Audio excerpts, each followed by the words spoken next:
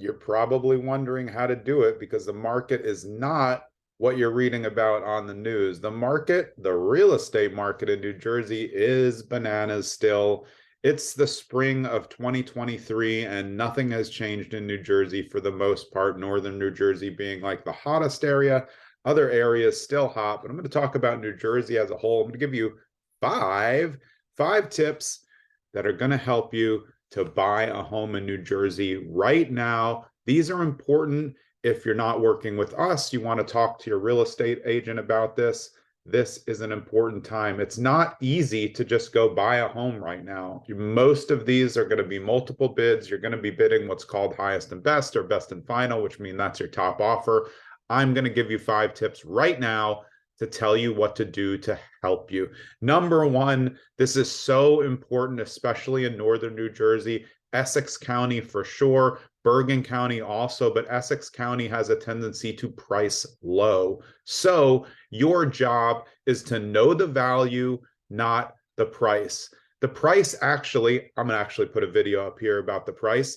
The price is actually wholly irrelevant in some markets that tend to overprice. What you have to do is you have to have an agent who knows the actual value.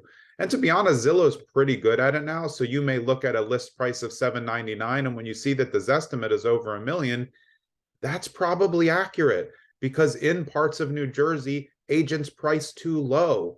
I don't know why. They want to use an eBay philosophy or they want to get more bids or get more potential buyers. Sure, I get it, but it's very misleading for the consumer. That's you, the home buyer who's out there looking to buy at 800 and looks and says, oh, 799, like this is in our price range. In a lot of areas, it's actually not. Things sell 100, 200, 300, 400, $500,000 over asking in some markets. You have to know that your agent is a market expert, and they have to know the value, not the price. It's pretty easy as agents. We can use something called RPR, Realtor Property Resources. Gives you a quick value. You can look at the Zestimate online, but just remember, your job is to focus on the value, not the price. And that means going into number two, know where to look. So you have to really pin yourself down to 3 towns. I know you're thinking like, well, we can't find anything that we want in those 3 towns. But then you either have to agree to move outside those towns or not.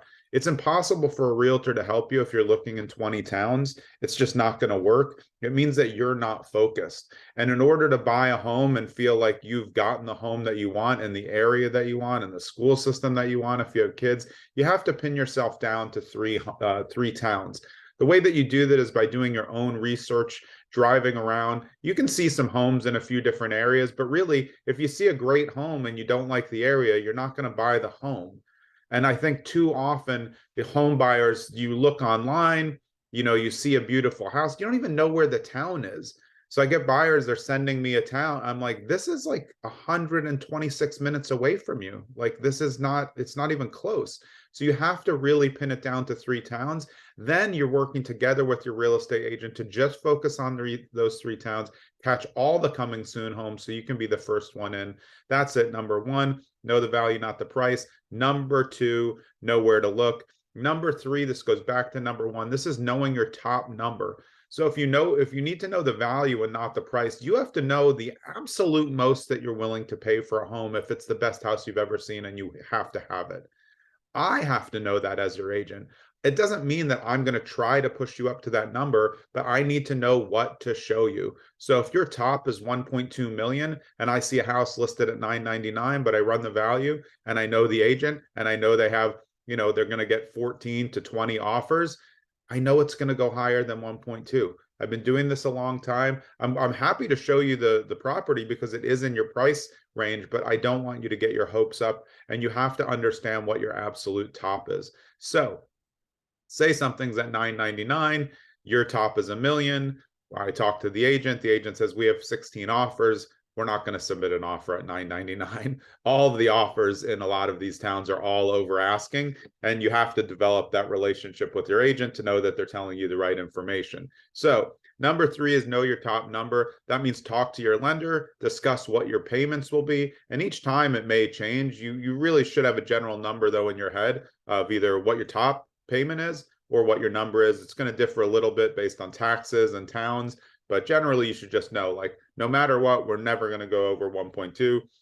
Sometimes it's the lender that tells you, hey, you can't go more than 1.2, and sometimes you're qualified for 2 million, but you say, like, listen, based on the payments, like, we want to be around 1.2. That helps make it easier to look for properties. And when you're talking about value and price, that helps us scale what we're going to put in for you to see. Number 4, you need to understand waivers. New Jersey's insane with the waivers now. Listing agents are, asking you to waive inspection, waive appraisal, give away your firstborn, contribute $60,000 to something. This is all fake, the second couple parts, but like, it's too much. You don't have to waive everything as a home buyer to win. You do have to understand what you're willing to do. So you could waive appraisal, which means if it appraises low, you're going to pay out the money at closing. You could partially waive appraisal and give like 10,000 over the appraised value. We have videos on that as well. You shouldn't be waiving inspection. If you're a first-time home buyer or a home buyer who's not really sure, never waive inspection. That's not going to help you. You should, as a home buyer, have access to do a full inspection, and waiving away all your rights on a house just because you think it looks good is not a great idea. However, there are a couple things that you can do. You can use limiting language, which is what we do, which limits it to major items. You can limit it to major items and also say you'll give what I call an inspection deductible, which is like, we'll pay the first 5,000 of repairs. These things are all nominal. They're also debatable, so it usually becomes an issue. I would say discuss with your real estate agent what you're comfortable with and what you're not comfortable with, but don't think that if you do not waive appraisal or waive inspection that you're not going to win. You can still win. You just have to be working with an agent who knows how to present it, and you have to have strong financials to win in that case against multiple bids. So going on to number 5, this is a tough one. It's hard. It's called trust your agent.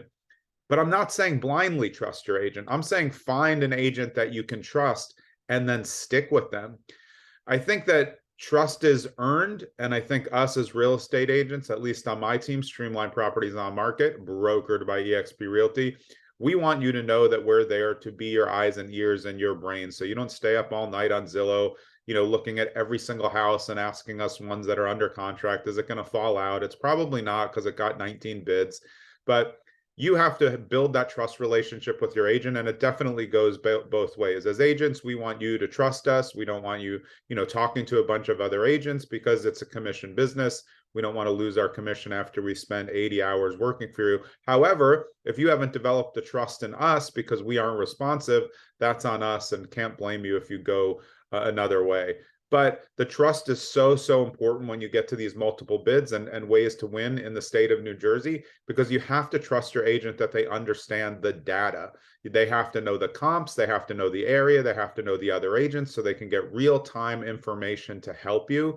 And that's all part of your relationship that you build with your realtor. Let's go over it again. 5 tips for buying a home in New Jersey right now, spring 2023. Number 1, know the value, not the price. Number 2, know where to look, cut it to 3 towns. Number 3, know your top number, figure it out.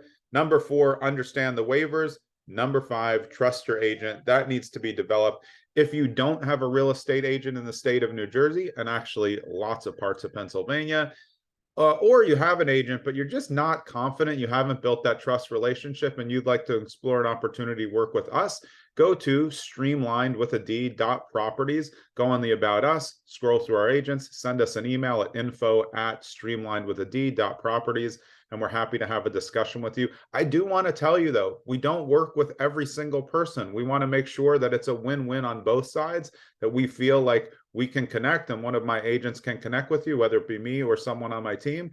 We want it to be a win-win. We're not here to just get all the clients and try to do business with everybody. It's not always a match, to be honest. It's just not for each team. So that's something that you should know. And that's why you should be out there interviewing, reading reviews, looking at what you can find online, and doing it until you can build the trust relationship. Do the other 4 tips.